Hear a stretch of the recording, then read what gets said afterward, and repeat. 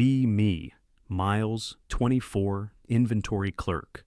Work at a logistics hub the size of a small country. The kind of place where the heating is a rumor and the concrete floor pulls warmth out of your soul through your boots. I am, by every metric, a disaster. My car keys live in 3 different jacket pockets on rotation. I once lost my own employee badge while wearing it. The one thing I do correctly is cook. When my brain is screaming, I cook. Bad day at work? Braise short ribs. Existential dread at 2 a.m.?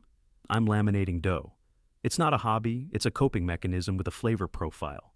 So tonight I bring in a thermos, not a normal thermos. A bunker-grade thermos packed with chicken and sausage gumbo I built over 6 hours the night before. Roux dark as motor oil.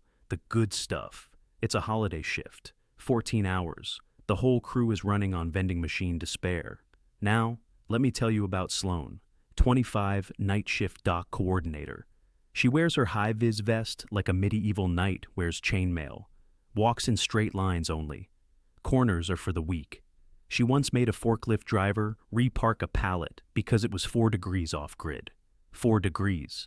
She carries a clipboard the way other people carry a personality. Nobody talks to her unless legally required. I have personally seen grown men pretend to take phone calls to avoid eye contact. So, I'm shuffling into the break room for my break. Fluorescent lights buzzing. One flickering like it's sending a distress signal, and there she is. Sloan. Alone at the long table, just sitting there, staring down at her lunch. And, reader, the lunch. The lunch destroys me. A paper cup, filled with dry instant oats, not cooked, not flavored, just sad oat dust. Next to it, a single bottle of room temperature water. That's the meal. That's the whole plan. She's looking at it like it's a spreadsheet she's about to audit. I stand there holding my thermos like an idiot. Something in me just snaps. Not romantically, humanitarianly. You cannot watch a person eat a cup of powder and do nothing. So I grab a spare bowl off the rack, crack open the thermos, steam rolls out.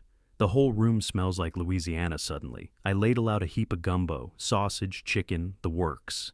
And I slide it across the table at her. Just slide it, like I'm dealing cards in a movie. She looks at the bowl, then at me, then back at the bowl, says nothing, picks up the spoon, and she eats. Eyes wide the entire time, like the food is providing classified information. She doesn't sip. She doesn't pause. She tactically clears that bowl, scrapes the bottom, gets every grain of rice. I'm waiting for a thank you. A nod, a grunt, a flicker of human warmth. Nothing. She stands up, sets the spoon down at a perfect right angle, and walks out. Doesn't say a single word. I'm left standing there with my thermos and a clean bowl, confused, mildly proud, slightly afraid. I figured that was the end of it. One weird moment in a long, cold shift. Reader, that was not the end of it. That was the inciting incident. I just didn't know I'd signed a contract. The next morning, or what counts as morning, in a building with no windows. I shuffle in at 6 a.m., half dead, badge somehow already missing. Find it in my sock. Don't ask. I get to my sorting station expecting the usual war zone. Loose labels, a pen graveyard, that one drawer that won't close. Except, something is wrong. Wrong in a way my brain can't process before coffee. My bins are color-coded, red for damages, yellow for returns, blue for transfers. I didn't own colored bins yesterday. Somebody bought colored bins. My tape gun, my scanner, my box cutter. All lined up like surgical instruments, evenly spaced, handles facing the same way. My chair has been adjusted. The lumbar thing is doing something to my lumbar. I didn't know my lumbar had needs. It does. Apparently. I just stand there blinking at this, like I walked into the wrong life. Then I hear it. Footsteps, straight line, no deviation. Sloan. She comes around the conveyor, vest crisp, clipboard tucked. Doesn't slow down. Doesn't say good morning. She reaches my desk, lifts something, and drops it on my keyboard, a heavy thunk. It's a spreadsheet, laminated. Who laminates a spreadsheet? The title across the top, in bold, all caps. Nutritional Procurement Schedule. I read it 3 times. There are columns. There are time slots, Monday, Wednesday, Friday. each marked with a little checkbox and a calorie estimate. "You will provide hot meals on these days," she says, flat, like she's reading a shipping manifest. This ensures peak operational efficiency. I open my mouth. "Sloan," I say, "about the gumbo. I don't need anything for it." "That isn't compensation," she says. "That is logistics." "I really can't commit to a—" "Your output improves when you cook," she says. "You came in calm yesterday. Statistically rare." I genuinely don't know how to argue with a compliment that feels like a threat. So I try the polite escape route. "Look, it's a nice gesture, but I'm not really a meal prep guy. My whole life is kind of held together with tape." She tilts her head. "Speaking of your records," she says. "Oh no." She pulls a folded printout from under her clipboard. "Your inventory log had 3 errors yesterday." It did? Bin 14 was double counted. SKU8830 was logged under the wrong vendor. And you transposed 2 digits on the night transfer. Okay, that's not... I corrected all 3 before the shift report went up," she says. "You were not flagged." She lets that sit. The implication being she saved my job, and I didn't even notice. I look at the laminated schedule. I look at my new lumbar. I look at the woman who reorganized my entire existence overnight like it was a Tuesday chore. "So," she says, "Monday, confirm." My mouth betrays me. "Yeah, okay, Monday." She nods once, picks up her clipboard, walks away in a perfectly straight line. I sit down in my ergonomic chair. It supports me better than most of my relationships, and I realize I just agreed to feed the most alarming woman in the building 3 times a week. For free. Indefinitely. What I didn't know yet was that the schedule was just phase 1. It's Thursday, 3 days into my new life as a meal supply node. Monday's chicken parm went over well, by which I mean she ate it without complaint and left. That's a 5-star review from Sloan. So I think I understand the rhythm now. I cook, she consumes, the universe continues. Wrong again. I'm scrubbing a pan after my shift when my phone buzzes. Unknown number. Site inspection, your kitchen, 1900 hours. No greeting, no name. I didn't give her my number. I'm choosing not to think about how she got it. So at exactly 7, there's a knock. 3 knocks, evenly spaced. I open the door, and there she is. Out of the vest, which is somehow worse. Just a gray quilted jacket and a clipboard. She always has the clipboard. I think it's load-bearing for her personality. "I am verifying food safety compliance before continued consumption," she says. And she walks past me into my kitchen. Doesn't take her shoes off. No time for that. She opens my fridge like she owns it. "Mayonnaise," she says. "What about it?" "This expired in October." "It's probably fine." It goes in the trash. So does a second jar I forgot existed. So does a third which I genuinely cannot explain. Why do I have 3 jars of mayo? What kind of man was I before this woman arrived? Then a box of crackers from the cabinet. She shakes it. It rattles like sand. "Stale," she says, and it joins the casualties. I stand there watching my pantry get audited. "You can start cooking," she says. "I'll observe." Great, no pressure. So I make shepherd's pie. Ground beef, peas, carrots, the mashed potato roof. The whole thing in my big cast iron skillet. And the entire time, she's circling my kitchen, tapping surfaces, checking under the sink. Then she stops at the cabinet by the stove, the one with the loose hinge, the one that's rattled every time I close a drawer for 6 months. I've meant to fix it since spring. I have not fixed it. She pulls a multi-tool from her jacket. Just had it on her. Of course she did. A few twists, a click, a test swing. The cabinet closes with a soft, satisfying clunk. No rattle. 6 months of low-grade suffering gone in 40 seconds. I almost say something emotional about it. I don't. I plate the pie instead. We sit at my tiny table and eat. No talking. Just forks and the hum of the fridge. She eats with the same focus as the gumbo, like the food owes her information. When she's done, she sets her fork at a clean right angle. Then she stands and surveys my kitchen one last time. "Compliant," she announces. Like I passed. A building inspection. I kinda did.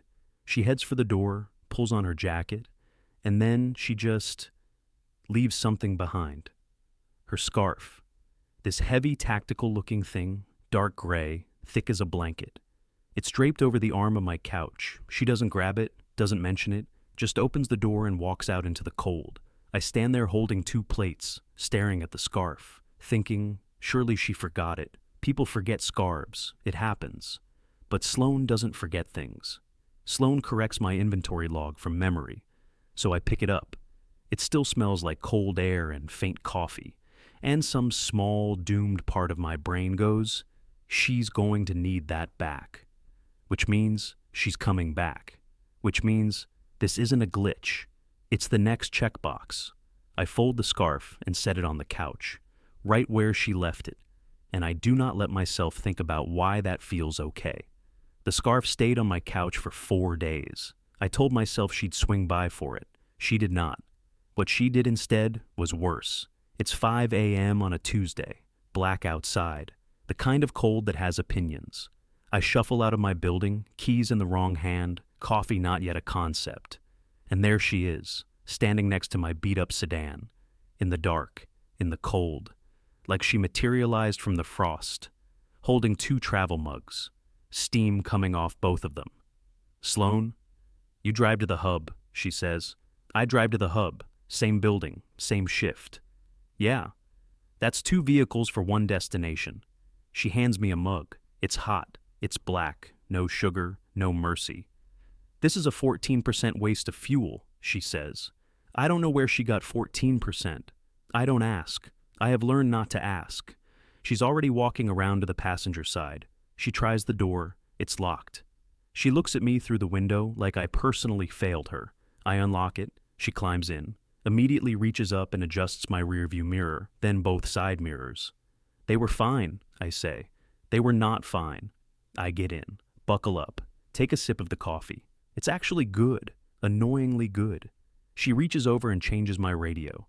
I had it on music. Now it's a local AM station. A man with a gravel voice reading traffic conditions for highways I will never take. There's a slowdown on the 41, she says, like this is relevant to my soul. I pull out of the lot. You brake too early at the stop sign, she says. There was a stop sign. You committed to the brake 9 feet out. That's where on the pads. I have driven this car for 3 years. I have never once thought about my pads. She has thought about my pads. We drive the 3 blocks to the hub, 3 blocks. She narrates all of them. The left turn was a little wide. My signal was delayed by a beat. I roll up to the lot, park in my usual spot. I think we're done. We are not done. She gets out, walks around to the back of my car. Pop the trunk. Why? Pop the trunk, Miles. I pop the trunk. She drops something into it, a spare pair of steel-toed boots, her boots, heavy ones, the kind that could end a man. In case of a code 17, she says. I don't know what a code 17 is. I'm afraid to learn. She closes the trunk. This vehicle is now the primary transport module, she announces, like she's commissioning a naval ship. My car gets the day off, and she walks toward the building, straight line, no deviation, coffee in hand. I stand by my own sedan for a second. My mirrors are perfect now. I can see everything. There are boots in my trunk that aren't mine. There's a scarf on my couch that isn't mine. There's a woman walking into the warehouse who has slowly, methodically, started leaving herself in pieces all over my life. And the dumbest part? The coffee really was good. I lock the car, follow her in, and I don't think about why my passenger seat already feels claimed. A week into the carpool arrangement. I have stopped fighting the radio. The gravel-voiced traffic man and I are basically coworkers now. It's a Thursday, long shift. My head's doing a thing. Low, dull pressure behind one eye. Probably dehydration. Probably the fluorescent lights. Probably the fact that I slept 4 hours. I'm scanning a row of returns and I mutter it without thinking. Ugh, my head's killing me. Quiet complaint to nobody. Into the void. Except the void has ears. The void wears a high-vis vest. She was 2 aisles over. I don't even hear her coming. 10 minutes later, there's a thunk on my desk. A jug, not a water bottle, a jug. The kind you'd take to a war or a music festival, gallon-sized with measurement lines and a carrying loop. Hydration deficit, she says. Drink. It's just a little headache. Headache is a downstream symptom. Drink. I drink. It tastes like cold plastic and obligation. Then she pulls out her phone, taps something. A timer starts buzzing in her pocket. Every hour, she says. It will remind me. I will remind you. You're setting alarms for my organs. Your organs are an asset, she says, and walks off. So now every 60 minutes, my workday is interrupted by Sloan appearing like a hydration ghost. Buzz, drink, buzz, drink. I've urinated more in one shift than the past month combined, but the headache's gone, so I keep my mouth shut. Then comes the afternoon situation. There's a guy named Dwyer, senior dock worker, 20 years in. Treats juniors like a recycling bin for his job duties. He rolls up to my station with a pallet jack. On it, a stack of engine parts. Heavy steel, greasy. Absolutely not my department. Logging these under your station, he says, not a question. Those are dock intake. That goes to receiving. You'll figure it out, kid. He starts to walk away, very pleased with himself. And then the temperature drops. Sloan comes around the end of the conveyor, doesn't rush, doesn't raise her voice. She just plants herself in front of the pallet. Manual handling threshold exceeded, she says. Dwyer blinks. Excuse me? That load is rated for 2-person lift. He's solo. That's a violation. It's fine, it's just improper transfer documentation, she continues. Engine components require hazmat-adjacent logging, not his clearance level. Dwyer's mouth opens. And blocking a marked walkway with a pallet jack, she finishes. Third one. Want me to write it up, or do you want to take it back? She says all of it flat. No anger, just citations. It's the calmness that breaks him. Dwyer looks at her, looks at the pallet, looks at me. Then he grabs the jack and reverses out so fast he almost clips a support beam. Doesn't say a word, just retreats toward receiving where the parts belonged the whole time. I'm standing there with my plastic war jug, stunned, mildly aroused if I'm honest, in a way I'm not ready to examine. She turns to me. Drink, she says. I drink. She nods and walks off. Straight line, vest crisp. And I realize something dumb and true. This woman just defended me using OSHA codes from memory, not a single hesitation. Chapter and verse. She didn't look anything up. She just knew. Which means somewhere in that brain is a whole filing cabinet of ways to protect me. I don't know what to do with that. So I do the only thing I can. I take another sip. And I try not to think about how safe I felt for those 10 seconds. What I should have worried about was what happens when someone tries to give me a cupcake. Friday afternoon. Mandatory safety meeting, the kind where management gathers us in the break room to read slides nobody wrote and nobody remembers. I'm leaning against the wall near the coffee urn. Sloan is across the room, vest on, clipboard ready, pretending to take notes on a meeting that has no notes. I've stopped questioning why she takes notes. It's just what her hands do. So, the safety guy is droning about proper lifting posture. I'm half asleep standing up. And then I become aware of a presence. A new presence. Her name is Brooke, seasonal dispatcher, started maybe 2 weeks ago. She has a personality made entirely of exclamation points. She slides up next to me at the coffee urn. Hey, you're Miles, right? That's me. I heard you're the guy who actually cooks. Word travels. She laughs at something that wasn't a joke. Then she touches my arm. Just a light tap. Friendly, harmless. I don't think anything of it. I am an idiot. I brought these in, she says. She holds out a plastic clamshell of store-bought cupcakes. Vanilla. Frosting piled high like a soft-serve disaster. A little plastic spike of blue sprinkles on top. You should have one, she says. On me. And from across the room, I hear it. A sound. A clipboard set down on a metal desk with intent. Not dropped, placed, loudly. The whole room hears it. I feel the temperature shift before I even turn my head. Footsteps, straight line, gaining speed. Sloan crosses the break room like she's clearing a runway. People instinctively lean out of her path. She arrives at the coffee urn and stops. Directly between me and Brooke, squared up, shoulders set, like a bouncer who just spotted a fake ID. Brooke blinks. Hi? Sloan does not say hi. That item is unauthorized, she says. Brooke looks at the cupcakes. It's a cupcake? His caloric intake is monitored, Sloan says, flat and clear and loud enough for the back row. His glucose levels are managed for optimal shift performance. Refined sugar at 1500 hours causes a crash by 1600. Unscheduled baked goods are a protocol breach. The room has gone quiet. The safety guy at the front has stopped mid-slide. Forklift Dwyer is watching from the doorway, absolutely delighted. Brooke looks at me, searching for backup. I have no backup to give. I am as confused as she is, just better trained. Is she serious? Brooke asks me. I open my mouth. Sloan answers for me. I am compliant with my own scheduling, she says. He is on a system. You are not in the system. Brooke slowly pulls the cupcake clamshell back to her chest, like she's withdrawing a hand from a wood chipper. Okay, she says. Cool, got it, wow. She backs away, snaps the lid shut, and retreats toward the dispatch desks. Doesn't look back. I watch the cupcakes leave my life forever. A little part of me mourns them. Most of me is just trying to survive the next 30 seconds. Because now the whole crew is staring, not at Sloan, at me. 20 pairs of eyes doing math they don't have the formula for. I can read the question on every single face. What is going on with you two?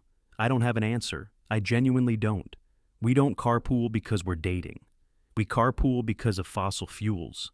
She didn't fix my cabinet because she likes me. She did it because it rattled, right? Sloan picks her clipboard back up off the metal desk, straightens her vest, turns to me. Crash prevented, she says, quiet, just for me.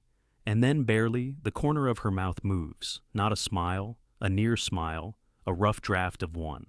She walks back to her spot against the wall. The safety guy nervously clicks to the next slide, and I stand there at the coffee urn, cupcakeless, exposed, with 20 coworkers convinced I'm in a relationship I never officially agreed to. The worst part? I'm not sure they're wrong, I just don't have the documentation to prove it either way. What I needed was a quiet shift to recover. What I got was a blizzard. The storm didn't sneak up on us. It announced itself. By noon, the sky was the color of old dishwater. By 2, the snow was sideways. By 4, the interstate was a parking lot of stranded trucks with their hazards blinking. Dispatch radios were chaos. Drivers stuck at the gate, drivers stuck on ramps, drivers stuck in the lot. 40-some trailers and nowhere for any of them to go. And then the servers picked the worst possible moment. The internal routing system flatlined. One screen went red, then another. Then the whole bank of monitors in the main office lit up like a Christmas tree built by a pessimist. Error, error, connection lost. The supervisor started yelling, calling for somebody, anybody who knew the backup protocol. But I wasn't looking at him. I was looking at Sloan. She was standing at the center monitor, and she'd stopped moving. Not her usual still. A wrong kind of still. Her clipboard hung loose at her side. Her breathing had gone shallow and fast. I watched her eyes track the errors multiplying faster than she could read them. Her whole system ran on order. And order had just left the building through a snowdrift. She put a hand flat on the desk like the floor was tilting. Sloan? She didn't hear me. The supervisor barked her name like she was a tool he could grab. She flinched at it. That did it. I crossed the office, ignored the guy yelling, and took her by the sleeve of her vest. Just the sleeve. Come on, this way. She didn't fight me. That scared me more than anything. There's a supply closet off the back hall. Mops, cleaning carts, a shelf of paper towels, no screens, no blinking, one dim bulb. I steered her in and pulled the door most of the way shut. The yelling went muffled and far away. She stood there with her back against the metal shelving, hands trembling, taking these short, broken breaths. Hey, look at me. Not the door. Me. Her eyes found mine. Glassy, overloaded. I'd smuggled a thermos in that morning out of pure habit. Tomato soup. Creamy, a little spicy. Made the night before when I couldn't sleep. I unscrewed the lid with hands that weren't totally steady either, poured a capful, pressed it into her palms and wrapped her fingers around it. Hold this. It's warm. Just hold it. She held it. The steam touched her face, and something in her shoulders dropped a fraction. I kept talking, low, slow, about nothing. You know the trick with good bread is the hydration ratio, 70% water to flour. Sticky dough scares people, but that's where the air comes from. Her breathing was still ragged. You need it until it stops fighting you. There's a moment it just gives up and goes smooth. You can feel it happen under your hands. She took a sip, a real one. Then you let it rest. That's the part nobody's patient enough for. You can't rush the rise. It's done when it's done. Another sip. Her grip on the cup steadied. The rapid little breaths started stretching out. In, hold, out. There you go, I said. Slow. She drank the rest of the cup in silence. The dim bulb buzzed overhead. A mop bucket dripped somewhere behind us. Finally she spoke, voice rough. The system was redundant. It wasn't supposed to fail. Yeah, systems do that sometimes. I don't like when they do that. I know. She looked down at the empty cup in her hands, then up at me. And for once there was no clipboard between us, no schedule, no citation. Just a person who'd had the ground pulled out from under her and a guy with a thermos. More, she said quietly. So I poured her another cup. Out in the warehouse, the storm kept hammering. The roads were gone, the trucks were stuck. Nobody was driving anywhere tonight, which meant the closet wasn't the problem. The problem was where we were going to sleep. By the time we crawled out of the closet, the supervisor had given up. He'd sent half the crew to the break room and the other half to the office floor to wait it out. People were already claiming territory. Somebody had a sleeping bag. Somebody else had a row of plastic chairs and a dream. The concrete floor was the alternative, that same floor that pulls warmth out of your boots. I looked at it. I looked at Sloane. We're not sleeping here, I said. She blinked at me, steadier now, but still running low. That's not authorized. We're not cleared to leave the site during. My building is 3 blocks up. We walk it. We're back before anyone notices. She opened her mouth to argue protocol. Then she looked at the floor, too. Acceptable, she said. So we bundled up and walked into the storm. 3 blocks felt like 30. Wind shoving us sideways, snow filling our collars. She walked in a straight line anyway. Of course she did. By the time we got inside my building, we were 2 ice sculptures with attitude. And here's the thing about Sloane in a warm apartment. She does not relax. She redeploys. She kicked off her boots, lined them up by the door at a perfect angle. Then she spotted my college hoodie on the chair. The oversized one with the faded logo. She put it on without asking. Sleeves swallowed her hands. She looked smaller in it. I tried not to notice that. And then the nesting started, because Sloane doesn't burn anxiety by sitting down. She burns it by fixing things. She found my laundry basket, the overflowing one, the one I'd been ignoring like a tax document. She started folding, not normal folding, crisp, geometric, museum-grade folding. T-shirts into tight little rectangles, sorted by color. You don't have to do that, I said. I'm aware. She kept folding. So I did the thing I do. I cooked, chili, the big pot, beans, beef, 2 kinds of pepper. Enough heat to remind your sinuses they exist. The apartment filled up with that smell, and slowly the storm outside stopped feeling like a threat, started feeling like an excuse. We ended up on the rug, blankets, 2 bowls, backs against the couch. I put something on the TV. She vetoed 3 things instantly. Landed on a documentary about the Panama Canal, 6 hours long, narrated by a man who sounds like a tired library. This one, she said, of course this one. So we ate chili and learned about lock systems and yellow fever and dirt. So much dirt. She actually had opinions about the engineering. They should have started on the Pacific side. Sure, I said, having no idea. The chili disappeared. The blankets got heavier. The narrator droned on about excavation tonnage. And somewhere around hour 2, something shifted. Her posture, which is normally welded into place, started to sag. The clipboard spine softened. Her head tipped sideways, landed on my shoulder. I froze like a man with a bird on his hand. She didn't move. Then, faintly, a sound, a small, even snore. Sloane. The OSHA citation machine. Snoring on my shoulder. One hand had drifted over and grabbed my arm, not holding it, clutching it, like luggage she refused to lose. I sat there, arm fully captured, chilly coma setting in. The narrator explained how the canal handles water displacement. I didn't move a muscle. The storm rattled the windows. The radiator clanked. And the most intimidating woman I've ever met was using me as a pillow and a teddy bear at the same time. I should have been planning where she'd sleep. I should have been overthinking all of it. Instead, I just sat there, careful and quiet, watching snow pile up on the sill, letting her rest. Like she said, you can't rush the part where someone finally stops fighting and goes smooth. I thought that was the hard part of the night handled. Then the ceiling started thumping. 2 in the morning. I know it's 2 because I'd checked the clock 3 times, doing the math on how long my arm could survive being a pillow. The Panama documentary had ended hours ago. The TV was just glowing on a menu screen, asking if I was still watching. I was, sort of. Sloan had migrated at some point from my shoulder to actual bed, claiming the mattress like contested territory. I'd taken the side closest to the wall, and then it started, that low, brainless thump from the ceiling. Bass, the kind you feel in your sternum before you hear it. My upstairs neighbor. We'll call him Braden because he is absolutely a Braden. This is his signature move. 2 a.m., subwoofer the size of a washing machine, zero awareness that other humans exist. For 2 years I have handled this the same way. I lie there. I suffer. I stare at the ceiling and consider moving to a different state. I never knock. I never call. I just absorb it like a sad sponge. So I did my usual thing. Pulled the blanket up. Tried to disappear. Except the blanket didn't move. Because Sloan had all of it. Every inch. Cocooned. A burrito of stolen warmth.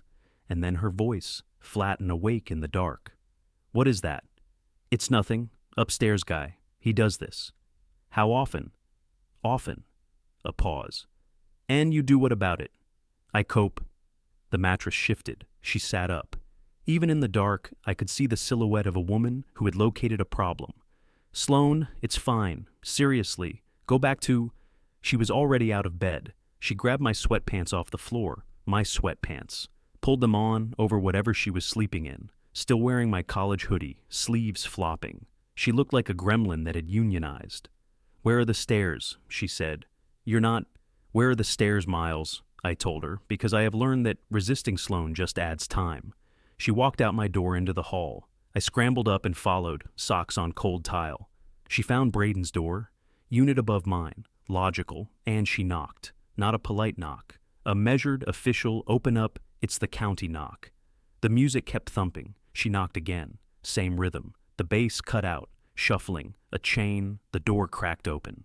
Braden. Hoodie, energy drink eyes, the smell of a man who hasn't opened a window since fall. The hell?